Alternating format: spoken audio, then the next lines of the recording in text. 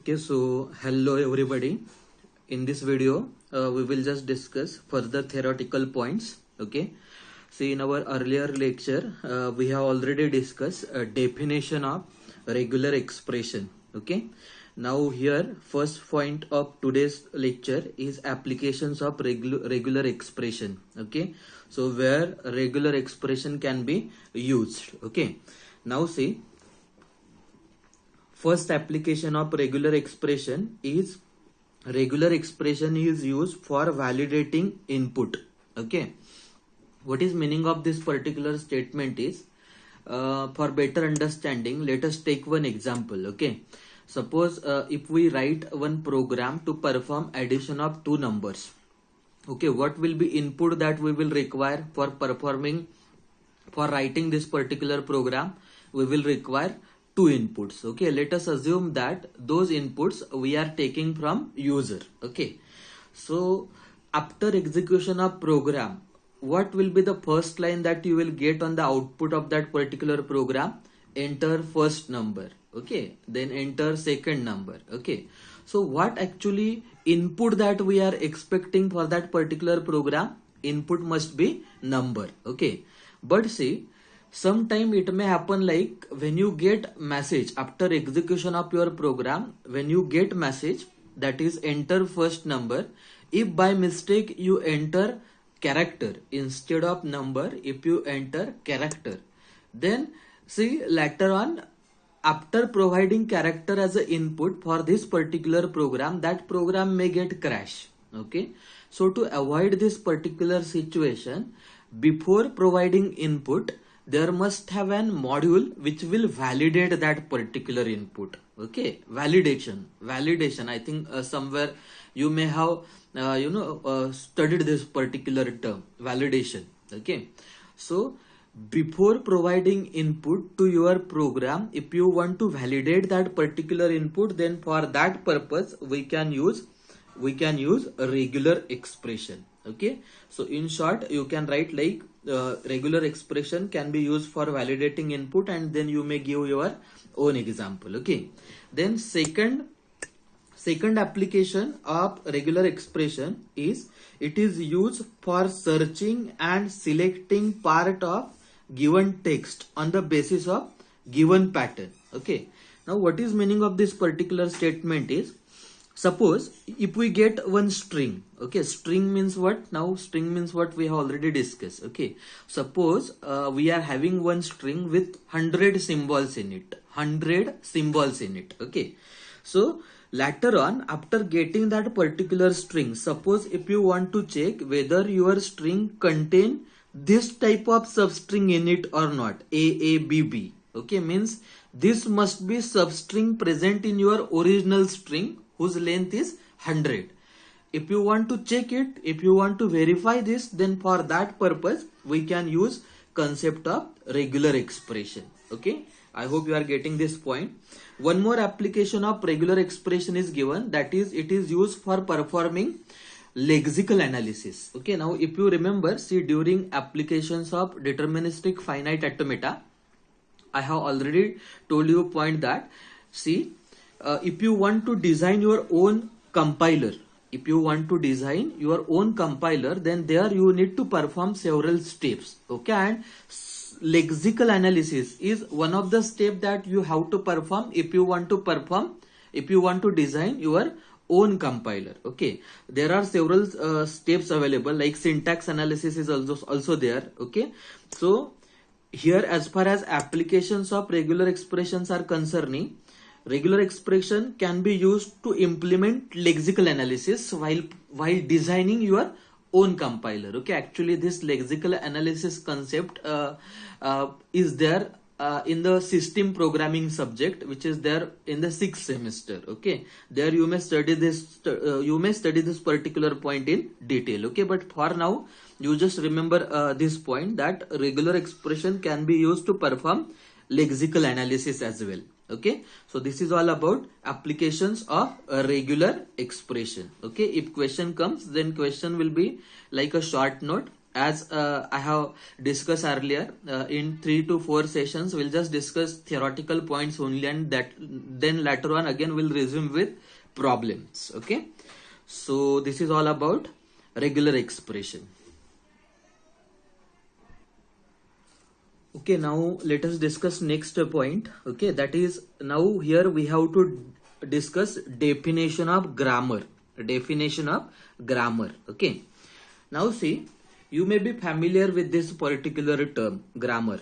Okay, see, but grammar of English or grammar of Marathi is different than that of grammar that we are discussing in theoretical computer science. Okay, so here we are using this particular term grammar in some different sense. Okay, now let us discuss definition of grammar. Okay, see, in TCS, grammar is denoted by using 5 tuples. Now, just like definition of DFA or NFA, here grammar is also defined by using tuples. Okay, so how many tuples we are using here for defining grammar? 4 tuples. Okay, so first one is V, then T, then P, and then S. Okay, now what V indicate? V indicate finite set of non-terminals. Okay, now terminals and non-terminals, they are nothing but the variables, or you can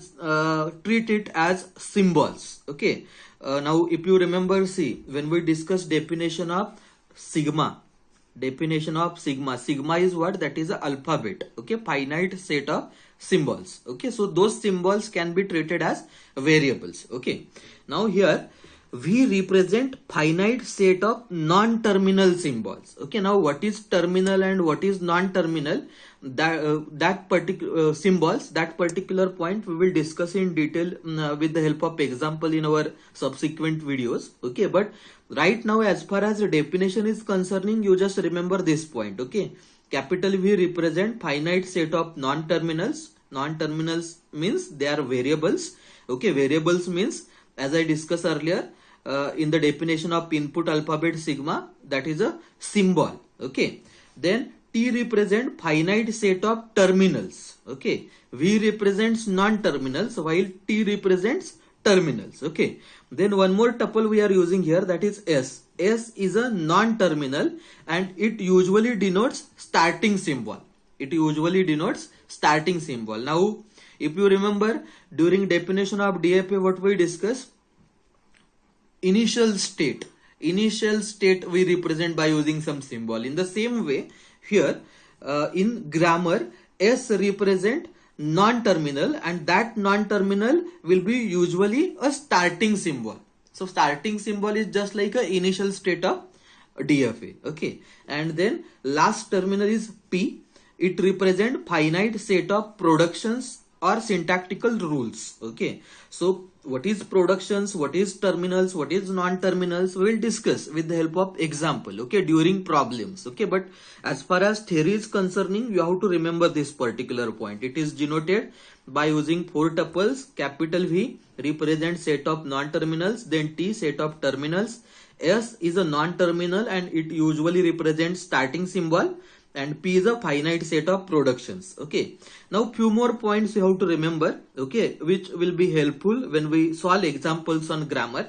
That is, terminals are denoted by using lowercase letters. There are 2 types of symbols, okay, terminals and non-terminals, where terminal symbols will be represented by using small case letters A, B, C, or sometimes they may represent by using 0, 1, 2 as well. Okay, while non-terminal symbols are represented by using capital letters. Okay, you just remember this because during problems we will take care of these notations as well. Okay, so this is all about definition of grammar. Okay,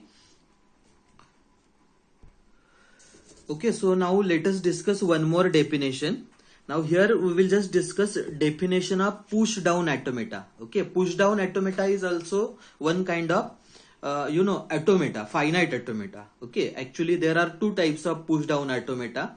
Deterministic and non-deterministic push down automata is also there. Okay, so let us discuss. See, it's like a DFA or NFA. One more automata is there, that is push down automata. Okay, so here we are just discussing definition of push down automata. Okay, now just like DFA or NFA, push down automata is also defined by using tuples. Okay, so push down automata is defined by using total 7 tuples. Okay, you may find some common tuples which we have already discussed in DFA, in NFA. Okay, so some common tuples are there. Okay, so as I said earlier, push down automata is defined by using 7 tuples. Okay, first one is Q, then sigma. See, this is new symbol. Okay, this is called as tau. Okay, this is a Greek symbol tau. Okay, then delta, Q0, Z0 and F. Okay, now what Q represent? As usual, okay, just like all other automata, Q represent finite set of states. Okay, then sigma again common in all, it represent finite set of input alphabet. Okay, now actually see, in case of push down automata we are using concept of stack. So what this tau represent in case of push down automata is, it represent a finite set of stack symbol. Okay, then next one is Q0. It represents initial or starting state. Okay, so Q0 again common in all, we have already discussed it during definition of DFA. Okay, then Z0 is also there. It represents initial or starting stack symbol in tau. Okay, tau means what I said, it is a finite state of stack symbol, means stack symbols we are storing in tau, while Z0 is a initial symbol that you are storing in tau. Okay, then next one is F, a set of final states which will be subset of Q. Okay, F is again common in all. Okay, now if you remember, delta is also we have already discussed in case of DFA and NFA. Okay, so in case of DFA, how we define transition function delta? In case of DFA, transition function delta is from Q cross sigma tends to Q. Okay, this is in case of DFA. Again, see, we have already discussed definition of NFA. In NFA, how delta function is represented? Delta is equal to Q cross sigma tends to 2 raised to Q. Or sometimes it is also called as P of Q. Okay, so what is this 2 raised to Q or P of Q? This is power set of Q. Okay, and this delta function definition is there in which automata? It is in NFA. Okay, now see, in push down automata, some complicated definition for transition function delta is given. How transition function delta is defined in push down automata? See, this is the definition given for that. You have to remember this because during problems we have to take reference of this delta function. Okay, so how it is defined? Q cross in bracket sigma union. This is which symbol? Epsilon symbol. We have already discussed this symbol in our earlier videos. Okay, then bracket complete cross tau. Tau means finite set of stack symbol. Okay, and it tends to finite subset of Q cross tau star. So slightly complicated definition is given. Okay, actually we will discuss meaning of this particular expression in detail in our upcoming videos. Okay, but as far as theory is concerning, you have to remember this particular point, that delta in push down automata is represented by using this way. Okay, so this is all about definition of push down automata. Okay, so now let us discuss one more important theoretical point, that is difference between deterministic and non-deterministic PDA, push down automata. Okay, previously we have discussed definition of PDA. Now see, there are two different types of PDA. First one is deterministic PDA and second one is non-deterministic PDA. Okay, as far as this point is concerning, here we are just going to discuss difference between deterministic as well as non-deterministic PDA. Okay, as I said earlier, we are just going to discuss theoretical points. Okay, so what is the first difference? See, in deterministic PDA, there is only one move in every situation. Okay, while in case of non-deterministic PDA, there can be multiple moves. You can compare this with the DFA and NFA. Okay, if you remember, see in one of my earlier session, I have told you, I just told you that in DFA, from one state for single input, there will be only one resulting state present. Okay, but in case of NFA, from one state for single input, more than one resultant state may be present. In the same way, here in deterministic PDA, there is only one move in every situation, while in case of non-deterministic PDA, there can be multiple moves. Okay, then second point is deterministic PDA is less powerful than that of non-deterministic PDA, and opposite to that one, non-deterministic PDA is powerful than that of deterministic PDA. Okay, then next difference is in every context free language cannot be recognized by DPDA. Now if you remember, see in one of our session we have discussed Chomsky hierarchy. Okay, there when we discussed Chomsky hierarchy, at that time we have discussed point that as far as PDA is concerning, the language associated with PDA is what? That is context free language. Okay, if you are not able to recall that particular point, then I request you all to please do watch that particular session first. Okay, and then proceed with this one. Okay, here what I am saying, deterministic PDA is associated with context free languages. Okay, now as far as difference between deterministic PDA and non-deterministic PDA is concerning, in case of deterministic PDA, every context free language cannot be recognized by DPDA, while every context free language can be recognized by NPDA. Means for context free language, it is definitely possible for us to design non-deterministic PDA, but for all possibilities, it is not possible for us to design deterministic PDA.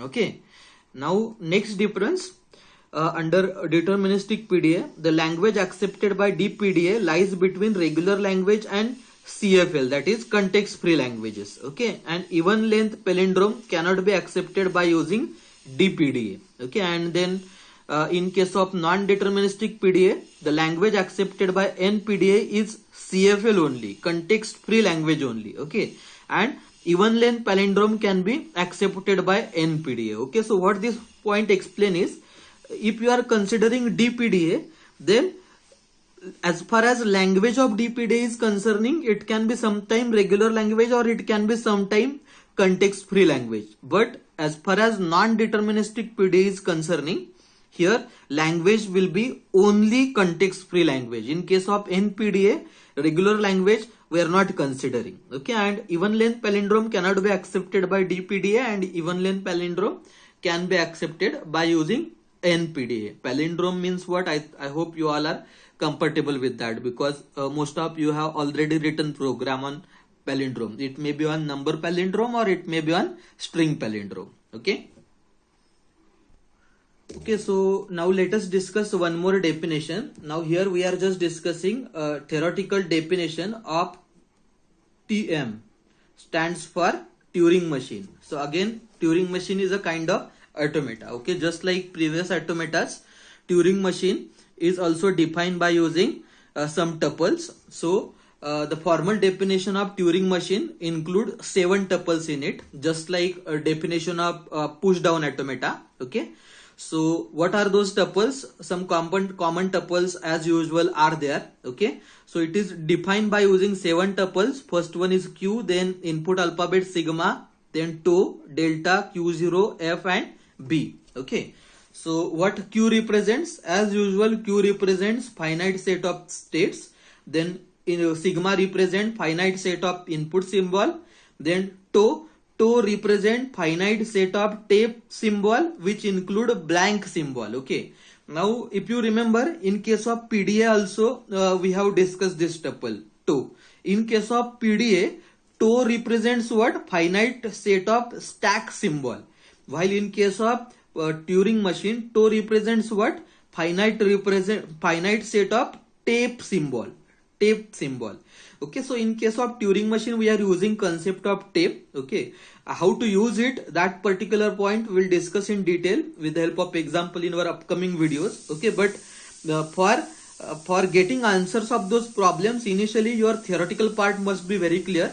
Okay, so that's why we are just going to revise first theoretical part. Okay, so here tau represents finite set of tape symbol which include blank symbol as well. Okay, then delta is a transition function, then q0 is as usual initial state, f is finite set of final states, and b is a blank symbol. Actually b is a new tuple in case of Turing machine. Okay, so it will represent blank symbol, and where actually that blank symbol is present, it is present on tape. Okay, so how to handle that blank symbol, how to introduce tape, that particular part, as I said earlier, we will just discuss during problems. Okay, so if someone asks you a theoretical definition of Turing machine, then you have to write its definition in this way. It is defined by using 7 tuples. Then you have to explain these tuples, okay, with their meaning. Okay, so this is all about formal definition of Turing machine. Okay, so let us discuss next point here. Okay, that is recursive and recursively enumerable languages. Okay, again a theoretical point.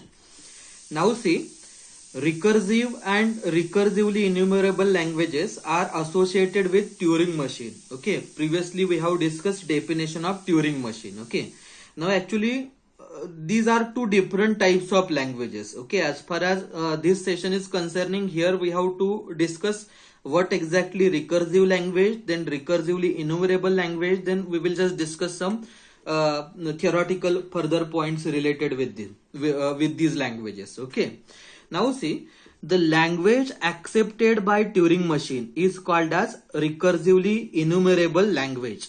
Okay, language accepted by DFA is called as what?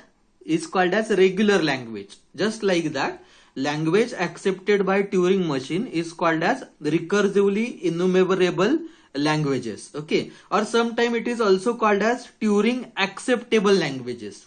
Turing acceptable languages. Again, if you remember during Chomsky hierarchy, see, this is a very important point. Okay, theoretical point. In most of the TCS paper they have asked this question, Chomsky hierarchy. Okay, in one of our earlier session we have already discussed this particular point. Okay, Chomsky hierarchy. Okay, now what I am saying, the language accepted by Turing machine is called as recursively enumerable language, or it is sometimes also called as Turing acceptable languages. Turing acceptable languages. Okay, now for recursively enumerable languages, they have given one more statement. A language L belongs from